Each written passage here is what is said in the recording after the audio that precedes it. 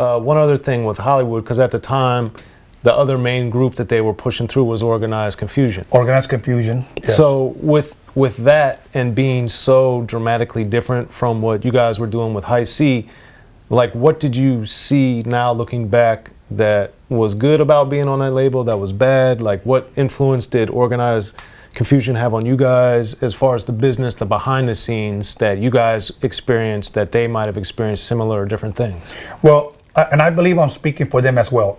First of all, cool ass dudes. I love their music. I loved everything about their records. Mm-hmm. We got along great.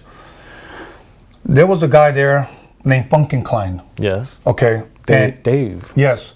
He signed a lot of the East Coast groups. Well, he even went and got Raw Fusion. Right. DJ Fuse and Money B. Yep. Live from the Stylytron. Yes. I will say this, and I'm not going to hold back. Hollywood Records didn't know what the hell they were doing. Okay. Period. They had a bunch of college kids that had never worked a record label, but they had a degree and they got a job. We would literally go into Detroit, Wisconsin, Philadelphia, everywhere we went, Chicago. We would walk into stores, either they were mom and pop stores or the Warehouse, Tower Records, Sam Goody's, etc. With camcorders. Do you guys have the new High C Tony A album? No.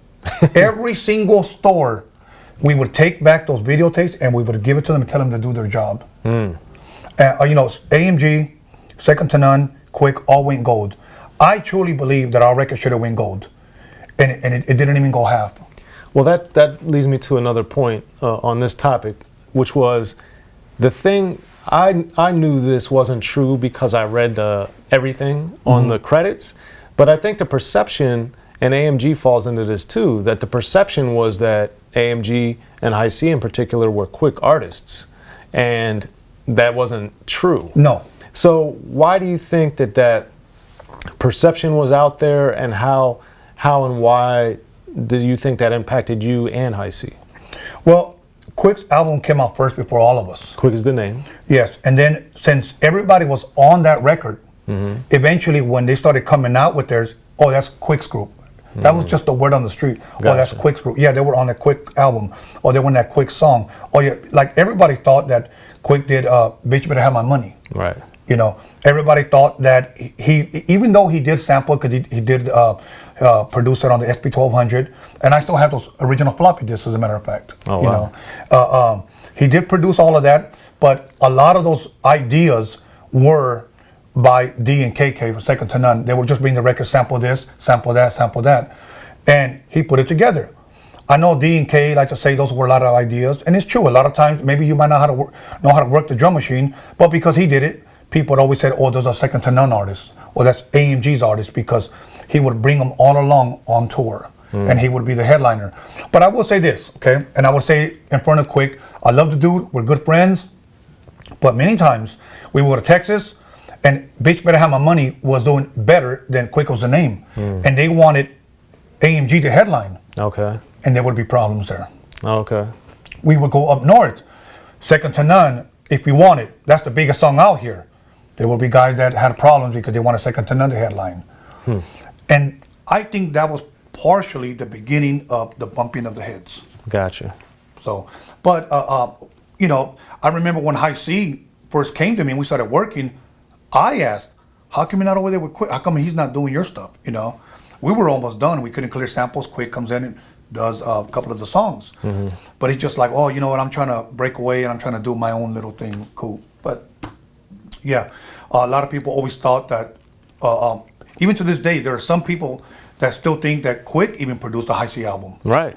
No, that's one of the reasons why I was excited to be able to interview you, because that was, other than knowing very little at the time about your legacy as far as the mixtapes and the swap meet stuff, I knew you from that album as my real getting to know your work. And I always, you know, my friends in Maryland, you know, they would, some of them were very studious like me and would read everything, but the other ones were like, oh man, you know, that's Quick's dude or whatever. And I'd be like, nah, Tony A did the majority of that album. Like, nah.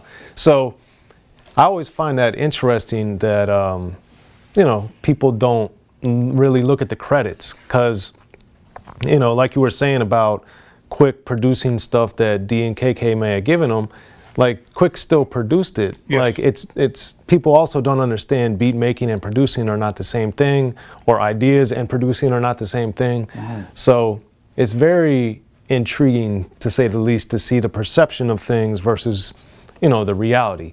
Right. And one of the things that we're here obviously too is your new documentary that's coming out soon, about Rhodeum and Yes. and the swap meet and the mixtapes, and how that legacy created a foundation for helping explode West Coast rap as we know it today. Yes. So what is the main reason that you wanted to do the documentary?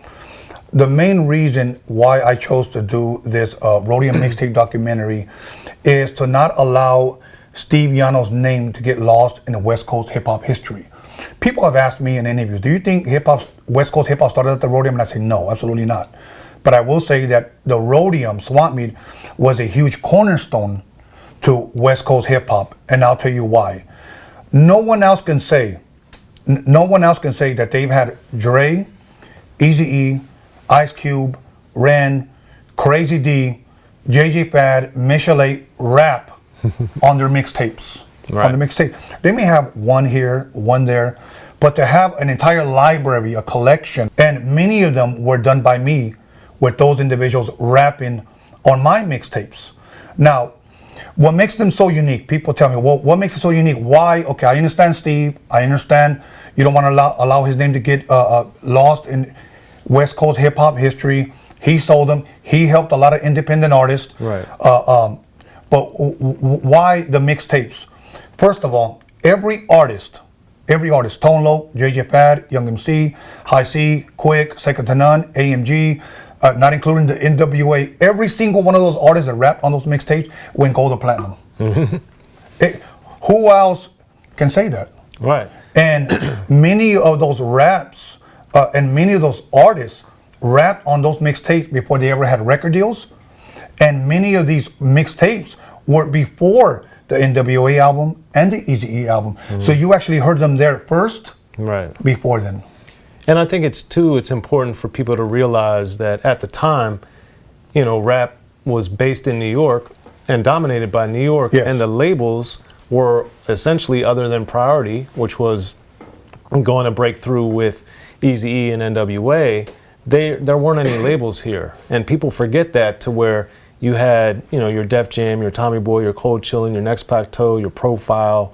All these record labels are in New York, so that those artists, can go shop a demo, or, Yes. Someone can hear them at a party or whatever it is. Whereas out here, the mixtapes really help spread it way more than anything else, which is ironic because East Coast usually got more notoriety for their Yes. mixtapes. But these mixtapes that Dre and that you did really spread the word as far as things, and they even spread to Maryland, because I had a couple of them, not that many, but that's how I got to know and get familiar and hear, the Fat Girl records early, or like the fact that there was this pre-NWA work that was going on that wasn't World Class Wrecking Crew, because World Class Wrecking Crew was my introduction to Dre and Yella. Yes. And then I heard these mixtapes, and then I heard Boys in the Hood. So I was, Yes.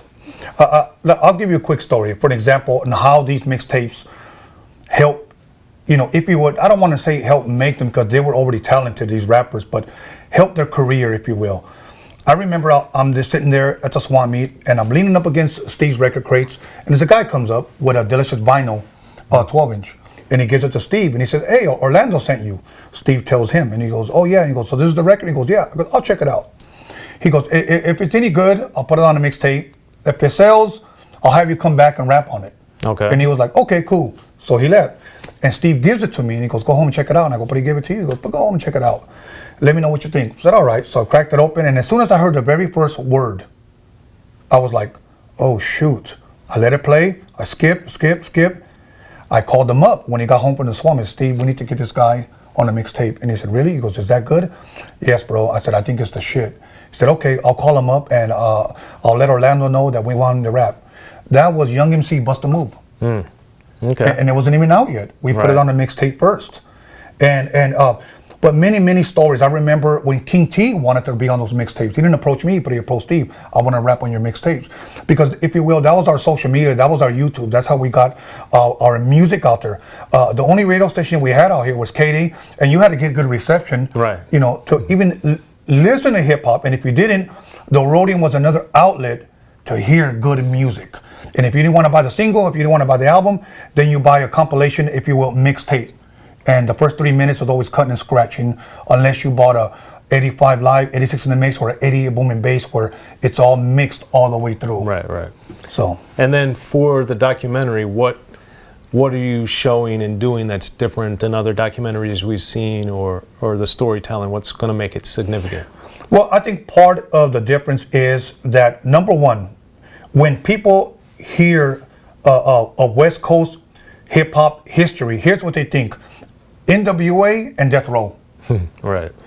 This is a little bit before that. Okay, and everybody who's in it, like Arabian Prince, Lonzo, Clientele, people that you may know, are all, if you will, saying that this is true. You know, they're putting their stamp of approval on it, that this is true.